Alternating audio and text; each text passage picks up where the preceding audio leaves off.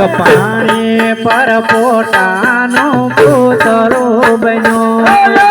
પાણી પર પોતાનું પૂતળું બન્યું એમાં ઠાકરના જર જેવું પીંદું બન્યું એમાં ઠાકરના જર જેવું પીંદું બન્યું એમાં ઠાકરના જર જેવું પીંદું બન્યું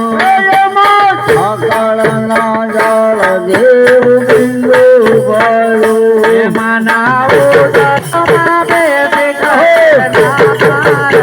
એને તમે ઓળખેલો